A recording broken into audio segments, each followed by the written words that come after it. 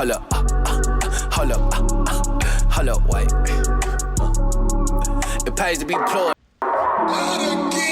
Aye, look, I got clothes, I got goals and some more, man, you know what it is. Aye, man, this life come with stress, and sometimes I get depressed, but that money make me feel better. That money make me feel better. What's up, guys? It's MonneXo, and community reporter from the St. Louis American, Dani, just pulled up. What's up, girl? Hey. How you doing? I'm so excited to have you here, like on this couch, chilling with me. So go ahead, tell me a little bit about yourself, your background, because you've been busy. Man, that's an understatement for sure. Well, my name is Danielle Brown, but I go by Dani Brown because, you know, most people call me Dani. Mm-hmm. I've been with the American for almost a year. So basically with my position, I cover a lot of the arts and entertainment stories you see in the city, and I do some community-oriented stories as well. So that's what keeps me busy pretty much. Yeah, I would say that's definitely your hustle. So like going more in depth with it, we know that you've been a journalist, like that's been your background. But now you being with the St. Louis American, like how has that been for you? One, mentally, just because I know it's been a change. You being in the community even more, in the African American community even more. So all these people coming up to you, messaging you and whatnot. So how has it been mentally for you with that? And then just overall, like how much fun have you been having? Okay. Do you mind if I start, I guess, with the second one? I don't want to start off on, like, I guess, a negative note with the first one because I do have something to say toward that. But I would say I definitely have been enjoying it. It's like a dream come true, really, because I remember when I went away to college to SEMO, I kind of was, like, all over the place as far as with my major. And then once I chose journalism, it was just like, man, like, I was meant to do this. But then when I graduated, it was hard to find a job. Like, I thought it was going to be easy. I got fired from literally like 4 different jobs back to back. It was hard. And then I remember with my current position, my advisor from college was like, oh, the American is hiring for 2 reporter positions. You should apply. And then at first I was kind of in my head like, no, I'm not going to get it. Like, I'm not that good of a writer. But luckily, I applied, and you know, you was a good of a writer. Yeah, the rest is really history. Like honestly, like everything kind of worked out how it's supposed to, and it's like a full circle moment for me because I remember when I graduated, I kept emailing the American like crazy, like, "Hey, y'all hiring?" And then they end up hiring me. I'm like, man. But you know, things that you go through, like it's lessons, and it's just part of like your story. So you saying that you got laid off. It was just a lesson, and you, in a sense, you probably just weren't ready for what you're in now. So it just helped you grow just as an individual, as a journalist, and just seeing like the different sides of things. So now where you just popping, everybody's just in the DMs all the time. So yeah, I really do enjoy it though. And honestly, I feel like this position has helped me to learn more about St. Louis and just, you know, meet more great, amazing people and just, you know, I guess become a true St. Louisan because I feel like, you know, I grew up here, I was born and raised here, but I don't really think I knew as much as I probably should have, especially about the arts community here. Yeah, and being in a journalist role too, it's a little bit different compared to just your quote unquote typical St. Louisan. Like, you still have fun, but we look at things totally different. Like everywhere we go, we're like, how can I make this a story? Yes. Like who can I interview or talk to like, you know, promote this event or location or whatnot. So I think it's just cool. Like it's exciting to see like your growth and seeing like how far you come, and now it's wherever you go, I feel like people know who you are, you know, and I don't know how that feels for you. I said kind of tying into like the mental challenges that you have went through in this position, but like, like, I mean, I get it. So like, what are some things you're willing to open up about when it comes to that? Sure, absolutely. Okay, so to answer that, I'm not even gonna lie, as far as with the mental aspect, I think it does get overwhelming a little bit sometimes. Mainly, it probably could be my part too, like as far as time management or organization, because sometimes I'm not the best at that, but I am trying to, you know, really perfect that and work on that. Yeah. But I would say the main thing is, you know, sometimes email is like flooded with emails, and I'm like, oh my God, like this is a lot. Yeah. Just like click.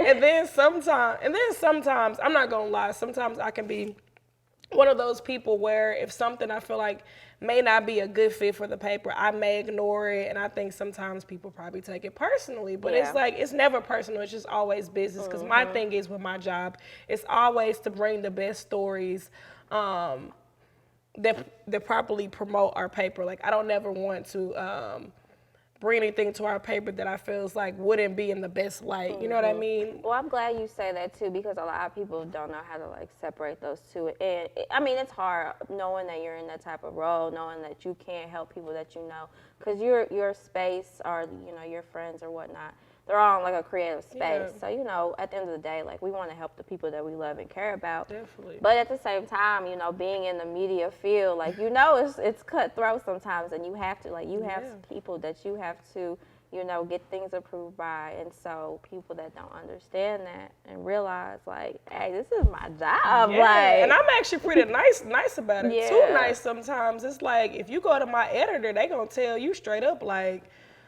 what I'm gonna do with this? This ain't no story. Like, I be pretty nice. So I'm like, they should be appreciative of that. But I guess with the piece about, people know who I am and stuff, I mean, it's cool, but sometimes, when I go out, it's like, okay, I don't want to talk about my job. Like, I'm trying to drink, have fun with my friends. And then it's like, I feel like I have to kind of be, I guess cognizant of like what I do now. Like I can't really be that college party girl that I was at first. Now I have to kind of be more. So people take pictures and watch you, and I hope that nobody took pictures of other videos of me this past weekend because I had a good old time for my birthday weekend. I say that's an excuse. It's your birthday. They knew that. That's if they following you. They understood. They understood the It assignment. wasn't nothing too crazy though, but I did, I had a good time for sure. Now, but with that being said though, like what has been one of your favorite like St. Louis experiences so far this past year that you've covered? Ooh. Because you've done a lot. So this was pretty recent. Definitely meeting Murphy Lee at Kiwan. That's like the highlight of my year. I'm like, can't nobody tell me nothing for the rest of the year. Like, I grew up listening to like the Lunatics and Nelly, and that was just like amazing. And then Murphy Lee, he was just so humble, so down to earth. And then he actually tweeted me on Twitter recently and was just like, hey, it was nice meeting you. I'm sending you love, and I hope you get a bunch of front page stories. And I'm like, oh my God, like, this is crazy. That's how you got to screenshot that and put it in the frame. Yes, I just never.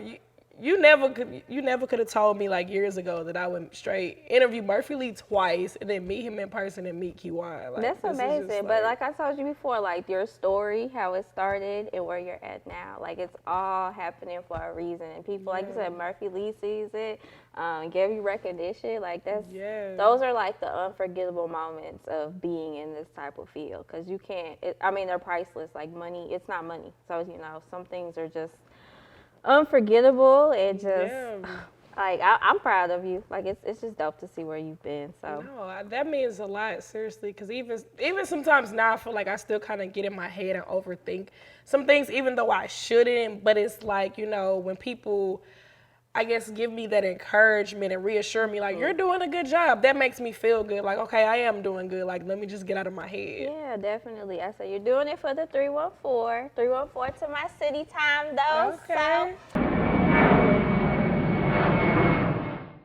what you're going to do is pull 3 questions out of this dope shoe that I can't afford. So, shout out to Hustle City. But, yeah, you'll pull out 3 questions from this shoe. Okay, you want me to pull all 3 of them out at the same time? You can. Okay. Ooh.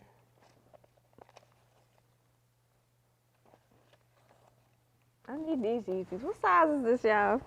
All right, that's a big shoe. Look, it's bigger than my hand. My hand is so small. This is crazy. All right. Alrighty. Go ahead, answer them. If you could change anything in St. Louis, what would it be and why? Ooh, that's a great question. I would say for me, I know you probably have heard this phrase, like the crab in the barrel, like type of mentality. I feel like I would change a lot of people's like perspective about St. Louis. And I feel like, with my job, my perspective of St. Louis has kind of become more positive. I just hate when people, like, they feel like, oh, immediately if they move out of town, that's going to change their problems. But I think the thing with that is people have to search within themselves and do that inner work and, you know, find healing for themselves rather than thinking they have to run out of the city to make changes. Yeah. So I would just say mainly just that, you know, like kind of changing your mindset. Like if you kind of feel like, you know, oh, whatever, like maybe change your surroundings and, you know, the things that you surround yourself by rather than thinking that St. Louis is the problem. And just people, I think, you know, maybe having people be more open-minded about a lot of different things too, because I feel like part of like why people have that mentality is because they only want to, you know, go out every weekend and club at the Marquee or go to Raid or whatever, which those things are cool, but it's like you got to expand your mindset. You shouldn't have to move to Houston or whatever to feel like, oh, you know, they have cool things to do here. A lot of the things they have in other cities, they have that here. We have a thriving, great arts community. We have a lot of great food. We have so much to do here and so much to see, and I feel like people should just really see that St. Louis is not a horrible city like people make it out to be. It's so beautiful. Yeah. Like, it's not, I mean, yes, you know, it has its flaws like every city as far as with gun violence and those type of things. But even with that, you know, instead of complaining about it, like, we have to figure out, like, different things that we could do to, you know, change that, to make people, you know, not resort to violence and not feel like, you know, feel unsafe. I love that answer because, one, I was saying the same thing, and I was the same way at first, thinking like, oh my gosh, like, I need to move, I need to, you know, do this, but then realizing, like, the people that I previously, like, hung out with, like, we didn't have a lot of things that were really in common, like, because when we did do things, it would, like you said, be nightlife type of activities, and now that I'm older, now that I've been doing these things, you know, with 94XO, I've expanded it, like you said. You've matured, and you know you've extended, I guess, your palette. You know, like you said, with the arts community, going out to like different events, not always being out at night. Even though I still like to go out at night, but like eating more, like at cool. Like we have so many cool places to eat in St. Louis. Like it's so many like mom and pop shops, so many small businesses, local businesses that we can support. But you know, from other people's perspective, they always think it's those big chains that we have to. But it's like you are who you hang with too. It's like if you're just hanging around a bunch of people who just want to smoke all day or drink, do, you know, all these toxic things. Yeah. So that's the one thing that I would like really say, like, you know, if you feel like that, kind of look at your inner circle. Like it could be the people that you hanging with. Maybe it's your family or whoever. You can still love them, but kind of like be open to doing different things outside of like your norm. Exactly. It says turn and look at yourself in the mirror. So definitely. Next question. That was a good question. I really enjoyed it too. I felt like I was very passionate. Like that was a really good question. How does your position, role as a creator, help the St. Louis community? I feel like my position, it helps it a lot, honestly. Mainly because I work for a Black newspaper. Shout out to the St. Louis American. It's super dope.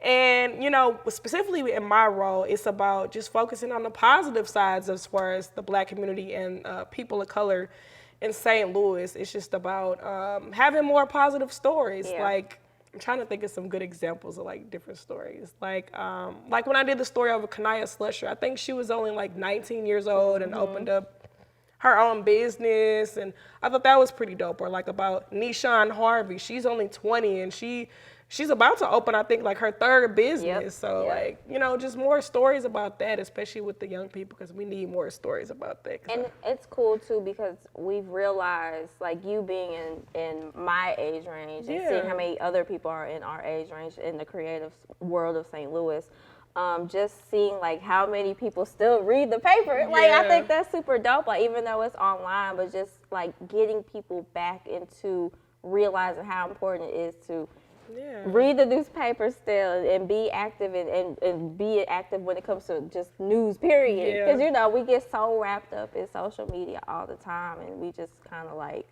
lose ourselves in the negative and gossip and all that stuff. So, like you make a really big impact. And, you know, we're grateful for you. Because I said we need it, so. No, I really appreciate that. It's funny, too, because a lot of people, like, they always, I've heard people say, like, oh, I thought the paper was for old people. And I'm like, no, like, read it. And I'm glad you mentioned the thing about, like, the generational thing, too. I think it helps, too, because a lot of these people I'm interviewing are in my age group, and it's like, I see you. We around the same age. Like, I see what you're doing. Like, yeah, I definitely want to promote you and, like, get the word out about what you do. Definitely, and let the older people see, too. Like, it's some young people doing some good Yeah, things. and they definitely take notice of that, too. Like, when I did the story over, I can't remember his real name, but J. Rod Pioneers, he's K-Camp's producer. When I did the story over that, like, everybody went crazy, and like people at the paper, like, they really enjoyed it too. So it's like they taking notice of it. I guess it just takes a millennial like me to represent my generation and the Generation Zers. Yeah, I'm saying they love you up there. They better not let you go. I love it. So they need you. They need this. I appreciate that, girl. They got me a birthday. They got me a birthday card or the gift card. I almost cried. Oh. Like, that's so sweet. Y'all care about me. I appreciate that. I really do. Yeah. All right, last question. She gets some good Did I already questions. Oh, okay. I almost read the same one. I'm sorry. What has been your favorite experience so far while living in St. Louis? Right. What's your favorite brunch spot? What's my favorite experience? I would say growing up as a kid, like, you know, going to the Palace and Saints and doing all those different things. Just, I would say growing up, going to Danforth Elementary at Riverview Garden School District and just all the cool stuff I used to do. Like, you know, when we would go to Jamestown, go to the Mills, just, you know, that era. I really miss those times. Now you making me feel old. So the Mills ain't I remember we used to go to the Mills and we would just sit at the movies, like, and hang out in front of, like, the movie theater. Like, you can't even do that now. I just miss those days, you know, before they implemented, like, the curfews and stuff. Like, just good times. Like, or just, you know, the 90s in general. Like, that's just such a nostalgic time for me. Like, I just miss, like, those times. Like, waking up, watching the Rugrats and, you know, eating Fruit Loops, watching Arthur, just doing all that stuff. Just some good times, man. Oh, so I watched Toy Story the other day, and it just made me feel so old. Did you cry when you watched the last one, or was it just What, me? Toy Story 3? Is there one after Toy Story? The last one, I'm not going to lie, I kind of teared up. Don't judge me. You're talking about when they left. But I guess it was like the last one or something. They left them at the house or whatever? Yeah, that made me kind of, I know that probably sounds crazy. I watched the first Toy That kind of Story. made me tear up. Like, man, this is the end of, like. I was like, we old. That's why it make you feel old. Yeah, like with Toys R Us and stuff being gone, like that literally be making me sad sometimes. Like, I miss those years. I know. But we growing up now, and so we're making a difference in the communities. Everybody's looking up to us. So yeah, They make me feel old. Well, like, I'm so excited for like everything you're doing, everything you're about to do. Definitely want you to rep yourself. So how can people connect with you? How can they follow you? How can they inquire? You know, I ain't trying to blow your DMs. No, you're good. I'm gonna try to make sure I can remember some of my social. Okay, so first, if you want to pitch to me, you can pitch to me at dbrown@stlamerican.com.